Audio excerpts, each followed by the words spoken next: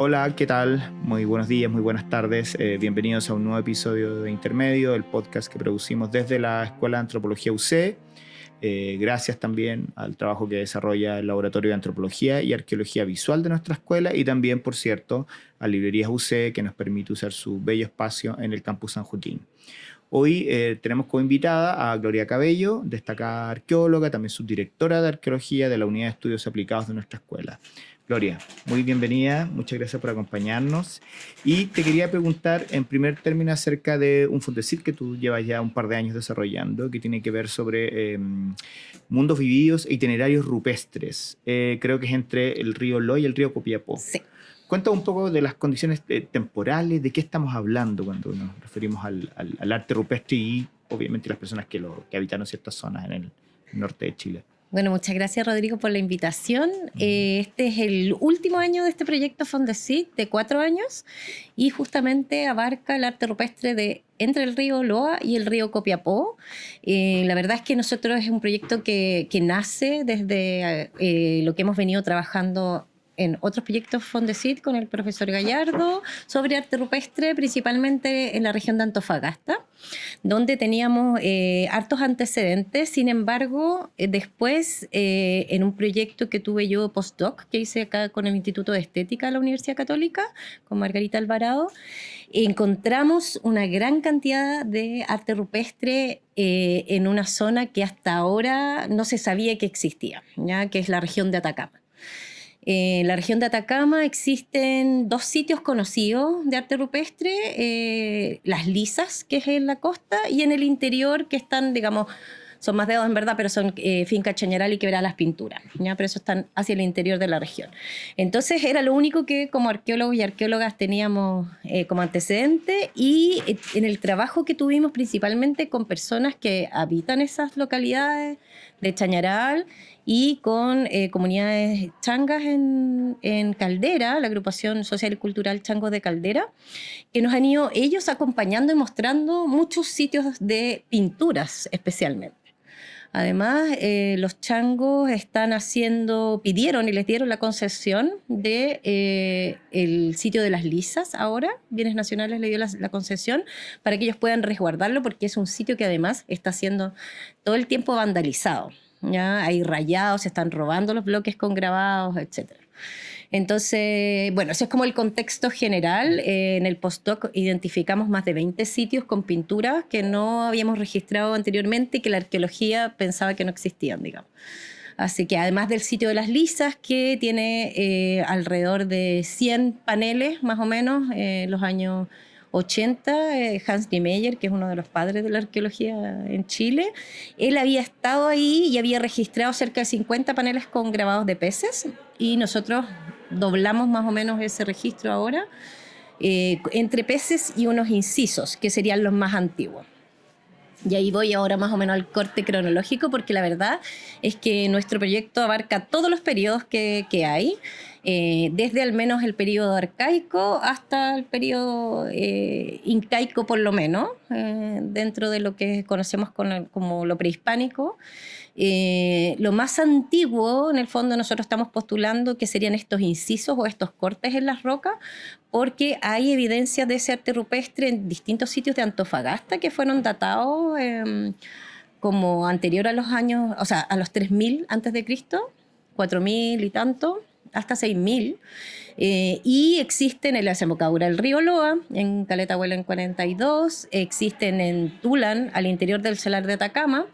Recientemente vimos unos en Puritama, ya es como el arte rupestre inicial, digamos, que sería como estas, son solo líneas, no hay nada que uno llame como referencial, que tú puedas identificar figuras, que puedas reconocer, ni siquiera figuras geométricas, son solo cortes. Y es interesante porque en otros lados del mundo también uno de los más antiguos son similares. Después vienen estos grabados de peces, que como los que hay en Las Lisas, que hay en otros sitios de Antofagasta también, en Gatico, en Caleta Buena, en Caleta Vieja, que son figuras de peces ya grabados, que son distintas a las de peces pintados y grandes mamíferos que hay en el sitio del Médano, que también es un sitio bien conocido por la arqueología. Y que estos peces grabados, que son como conjuntos de peces, como aglomeraciones de peces que nacen unos al lado de los otros, algunos solos, pero otros en conjunto, son bien parecidos visualmente a lo que hay también en el interior de la región de Antofagasta, los estilos que se conocen como Calina, Puripica, que son del periodo formativo. Y eso estamos hablando de más o menos 3.000 años antes de Cristo hasta los inicios de la era cristiana. Y después estaría el estilo El Médano, que ya es más conocido, ¿cierto? Estas pinturas con escenas de caza de animales marinos, que serían más o menos desde esa época, pero principalmente como el boom es más o menos del periodo intermedio tardío, que es ya 1000 a 1400 más o menos después de Cristo. Y hacia el sur del Médano, desde Taltal, digamos, hasta Bahía Inglesa, hemos registrado un montón de pinturas, algunas excepcionalmente en el Huasco también, que serían aún más tardías desde el periodo intermedio tardío, pero principalmente creemos que serían de época incaica también. Hay muchas cosas que se parecen a lo que es Diaguita, de más al sur, y que estaría influenciado, digamos, por el movimiento no solo de personas, sino también de iconografía, un flujo de información visual, que estaría fluyendo, digamos, desde el sur hacia el norte con la influencia de los incas. Fluyen piezas también.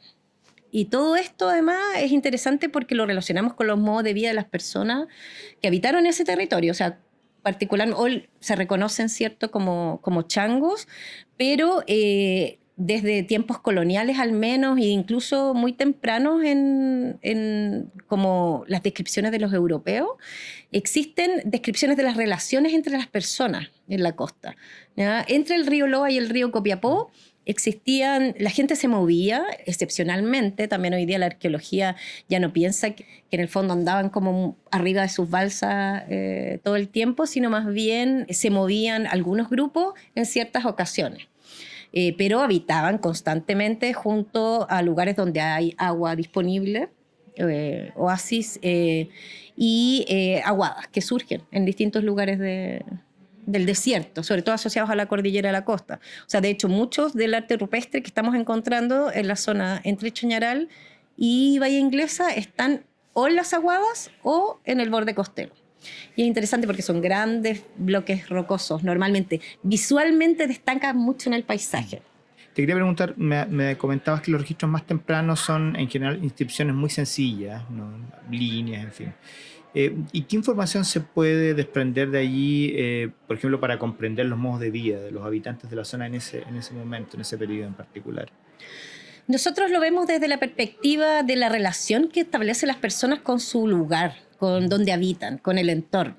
En el fondo son procesos, pensemos que en el periodo arcaico la gente se movía mucho más que lo que nos movemos ahora. A veces cuesta pensarlo, pero las cosas y las personas se intercambiaban, digamos, desde el noroeste argentino hasta la costa, digamos, de Chile actual. Y estas inscripciones finalmente como que hablan de dejar una huella de las personas en estos lugares, y finalmente al ir encontrándolas en distintos lugares, tú también vas siendo parte de este lugar, en el fondo. Es como un lenguaje visual común entre personas que habitan y que recorren distintos espacios geográficos, que tienen además distintos recursos, donde habitan parientes, ¿ya? Donde la gente se relaciona. Y establece estas relaciones que son a veces de intercambio de productos, pero también de parentesco, ¿ya? La gente va estableciendo estas relaciones sociales. Y eso ahí me fui en la ola, pero te había dicho que en lo de estos primeros registros justamente es súper importante el tema de los bautizos. Cómo la gente se iba a casar, por ejemplo, la gente de Cobija establecía relaciones con la gente de Caldera, se iban a matrimonios allá y a buscar padrinos para sus hijos, además de pesquería. Entonces, eso es súper importante porque la gente a través del parentesco establece estas relaciones como de obligaciones sociales. Entonces tú tienes parientes en distintos lugares que es tu familia, que vas a visitar, y así finalmente agrandas tu mundo. Perdón, y desde el registro rupestre hay una forma también de poder como reconstruir ese tipo de relaciones, la búsqueda del matrimonio y ese tipo de cosas? A través del arte rupestre, o sea, sabemos que existen estas relaciones porque las hemos ido encontrando en estos lugares. Ya. Más al sur no Patrones tenemos que se van repitiendo. patrones en que fin. se van repitiendo, claro. Ya. O sea, y además que es muy característico de esta época. Nosotros particularmente no los tenemos fechados porque el arte rupestre es súper difícil de fechar, ¿ya? Entonces, pero sí se han encontrado en otros lugares estas incisiones dentro de recintos, por ejemplo, y esos recintos han sido datados en esta época. Entonces eso nos permite establecer ese paralelo, digamos. Y lo que nos habla es de estas relaciones, porque en el fondo tú no los encuentras más al norte del río Loa, por ejemplo, o hasta ahora no tenemos registro de ello, ni hacia el sur tampoco. No es algo que sea característico del sur. Entonces no es algo como que ocurre en toda la humanidad en algún momento, a toda la gente se le ocurre hacer las cosas de una misma forma. Pero hay cierta gente que comparte este lenguaje visual. Y eso nos permite, a través de ellos, hacer esa relación. Y que no haya registros más al norte, por ejemplo, que el río Loa tiene que ver, imagino, con la naturaleza, la necesidad de que haya cursos de agua, afluentes, que permitan realizar como una habitabilidad mínima, ¿no? Claro, incluso dentro de las descripciones de los primeros cronistas europeos hablan de que la gente que habitaba al norte del río Loa era distinta que la que habitaba la costa al sur del río Loa, ¿ya? O sea, ellos establecen estas relaciones de circuitos de esta forma hacia el interior y las del norte eran otro grupo. Y si tú también lo ves en otros aspectos, por ejemplo, bueno, muy tempranamente hay cosas compartidas, pero principalmente en la región de Antofagasta, Atacama y Coquimbo, no sé, están los litos Huentelauquén también, que serían como también un arte rupestre antiguo, móvil, ¿ya? Y hay el anzuelo de concha, hay varios elementos que comparte esta gente en ese tramo y que no se dan más al norte. Entonces, como que sería un grupo de población distinta y que establecen sus relaciones sociales y parentales entre ellos. Luego, con el interior, estas relaciones cambian. O sea, a través del tiempo como que la gente se va estancando más y se relaciona más con la gente de su interior y cambia mucho, por ejemplo, lo que es la región de Antofagasta con la de Atacama y la de Coquimbo también. O sea, por la geografía también. O sea, Tarapacá, que es principalmente, tú ves, está la costa muy estrecha, angosta, y después tienes una cordillera de la costa gigantesca, de la cual solo accedes por algunos pasos. En cambio, si te vas más al sur, es más fácil la relación entre la gente de la costa y la del interior porque hay pasos naturales, en el fondo. Es más fácil caminar, digamos, entre un lado y otro. Gloria, te quería llevar a otro tema en que sé que tú has estado también preocupada. Bueno, en los meses recientes, en general, ha habido quizá un creciente cuestionamiento un poco al rol que tiene el trabajo arqueológico en función de la productividad y el crecimiento económico del país, ¿no? Con mayor o menor certeza se ha dicho que muchos proyectos a través del tema de la evaluación ambiental terminan obviamente entorpecidos por el trabajo arqueológico, haciendo algunas caricaturas como lo de las tapitas de botella que salió en la anterior campaña presidencial. Al respecto te quería preguntar un poco, porque sé que tú, al igual que otros profesionales del área, han estado reflexionando un poco y integrando también conocimiento hacia, por ejemplo, los estudiantes, ¿no? ¿Qué ocurre, por ejemplo, en el marco de lo que es la discusión de la ley de patrimonio y el proceso y lo que es el desarrollo, el posible desarrollo del quehacer arqueológico en Chile, ¿no? Sí, eso es bien interesante porque, claro, a mí me tocó particularmente vivir toda la etapa de la ley anterior, los proyectos anteriores de la ley. Trabajé mucho cuando estaba en la presidencia de la Sociedad Chilena de Arqueología y el directorio en general. Trabajamos mucho en eso. Labor que continúan haciendo los actuales dirigentes de esa institución. Porque, claro, es un tema que nos preocupa. O sea, la Sociedad Chilena de Arqueología al menos ha participado en todos los proyectos desde la ley original de los años 60. Entonces, es algo que el cuidado del patrimonio es una obligación de todos los que nos dedicamos a la arqueología. Dicho esto, claro, o sea, hay ciertos dichos que por supuesto son lamentables y, ¿cómo decirlo de alguna forma más elegante? Pero del desconocimiento. ¿Ya? Ningún proyecto se para por la arqueología, ¿ya? Ninguno. Nuestra ley, la que existe y la que se está tratando de modificar, digamos, o reemplazar, es una ley que es muy reactiva, no es conservacionista como en otros lugares del mundo, digamos, donde en verdad sí se paran proyectos por la arqueología, los proyectos se cambian. Acá no, tiene que ver con rescatar lo más que se pueda información, porque cuando uno interviene en un sitio arqueológico, tú lo modificas para siempre. Y si no recuperaste la información en ese momento de la mejor manera, esa información se perdió, ¿ya? Entonces eso es lo importante y que por muchos años se hacía al hacer todo tipo de proyectos, o sea, desde hacer una casa, una carretera, cambiar un poquito, ampliar las carreteras y hasta la gran minería o los temas portuarios o cualquier tipo de tema energético, proyecto energético, van a modificar el patrimonio, ¿ya? Arqueológico. Y hay restos arqueológicos en todo el país, ¿ya? Desde Arica a Punta Arenas y Tierra del Fuego incluyendo. Entonces, donde tú vayas vas a encontrar estos vestigios que hay que, de cierta manera, cuidar, pero también conocer, investigar, ¿ya? Yo creo que eso es imposible porque, como te decía, si es que tú no lo haces, esa información se perdió para siempre. Entonces, ahora el proyecto de ley, o sea, la legalidad actual está obsoleta, ¿no? O sea, no podemos seguir con esta ley que es de los años 60 y que finalmente con la cantidad de proyectos de inversión que existen, ya tanto sociales como de empresa privada, la cantidad de inversión es tanta que en el fondo no hay cómo protegerlo con la ley actual. Entonces, lo que permite esto es que en el fondo se puedan hacer mejor las cosas, ¿ya? Es una ley que además no solo tiene que ver con el patrimonio arqueológico, porque incluye el patrimonio inmaterial, que hasta el momento no se protege, ¿ya? Y respecto a los procesos, en verdad, no hace más que agilizarlos, pero con cuidado, ¿ya? O sea, le da más potestad, por ejemplo, a las secretarías técnicas, porque ahora todo pasa por Santiago, lo que sí dificulta en cierta medida los procesos. Al final lo que hace es alargarlo.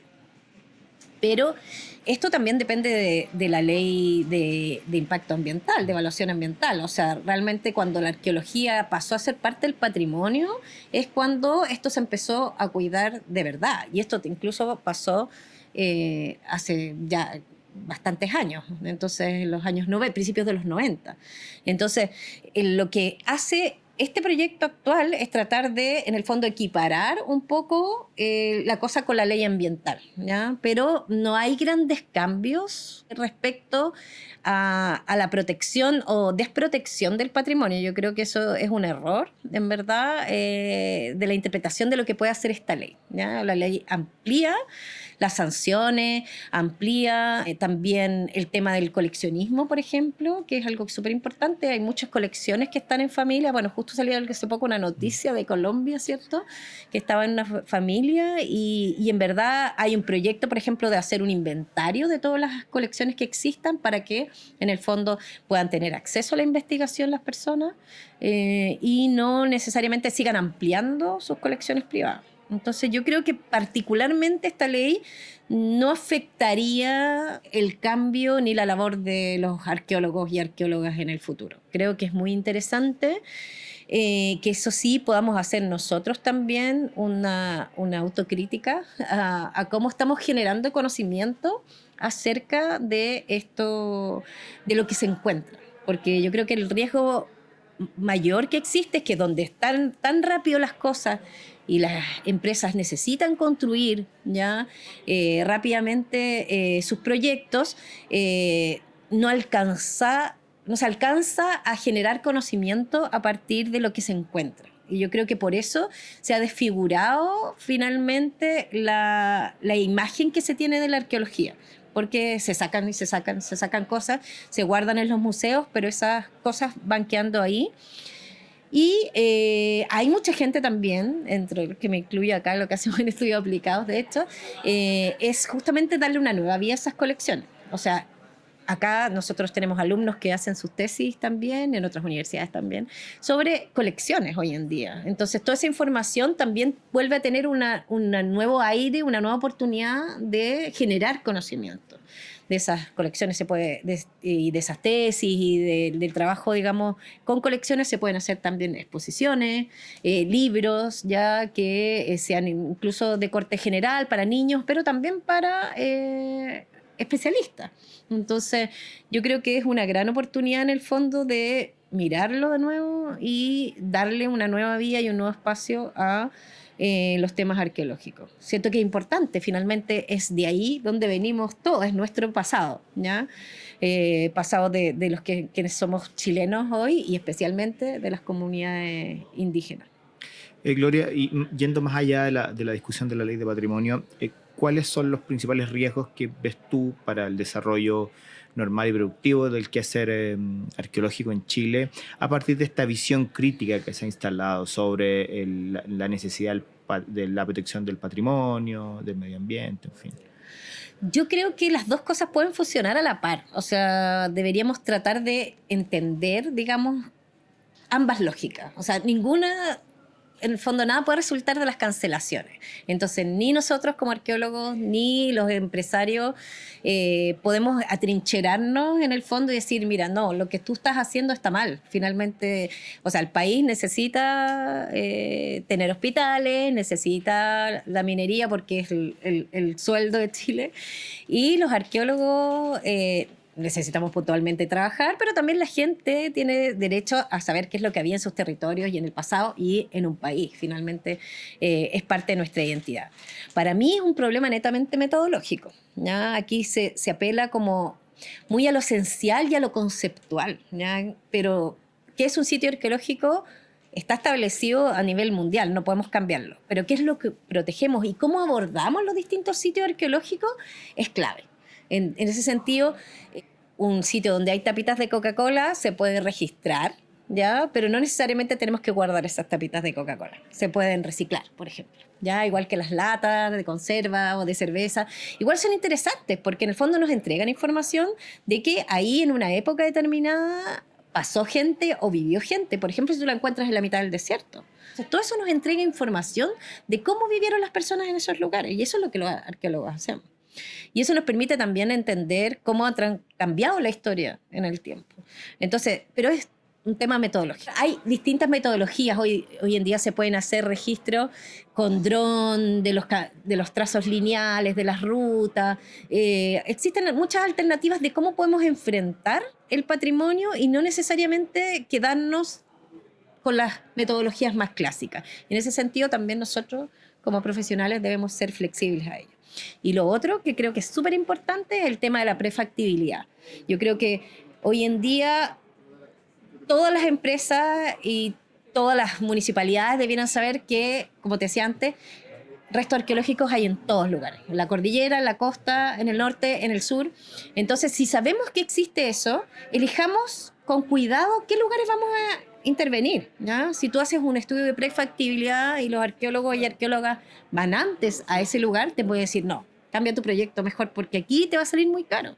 Eso se puede hacer con anticipación, ¿ya? El problema es que cuando se hacen las cosas a posteriori, en el fondo, y tú ya tienes diseñado, aquí voy a hacer el hospital, esto te va a costar caro al final, o te va a demorar porque, o sea, Santiago ha demostrado que es un sitio que tiene un montón de restos arqueológicos y particularmente la época incaica, bueno, incluso el arcaico, pero hay cantidad de cementerios que no se saben por la prensa que han salido, pero que son realmente impresionantes.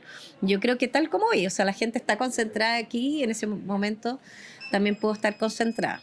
Gloria, muchas gracias por tu tiempo, por habernos acompañado en Intermedio. No, gracias a ti, gracias a ustedes por esta oportunidad. Bueno, me despido y nos vemos en una próxima edición de nuestro podcast Intermedio.